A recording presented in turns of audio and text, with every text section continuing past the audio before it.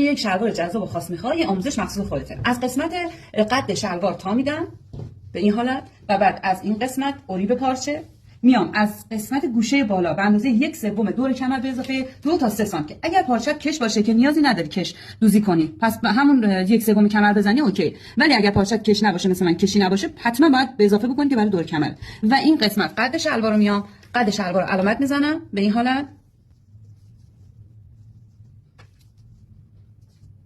خطش رو صاف میکشم و بعد این قسمت برای فاقم میام. شما روی اندازه پارچتون باید این قسمتی که برای فاق قرار بیان 25 تا 30 بیان. به این حالت 3 سانتی میام داخل از قسمت کمر و اینجا هلالش میکنم برای فاقم به این صورت و بعد از اینجا برش میزنم. قسمت کمرمو برش میزنم به این حالت، این قسمت فاقمو برش میزنم و بعد قد شلوارم.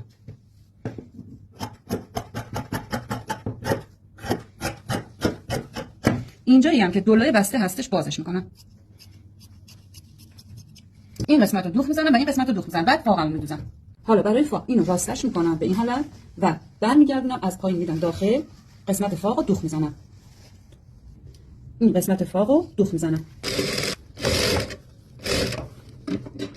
دامن شلواری من آماده است. میام اندازه دور کمر رو اندازه میزنم، یه نواری در میارم پهناش 10 سانت باشه و این قسمت رو به این حالت تا میزنم و کشو از داخل رد میکنم و دور تا دور این کمر میدوزم.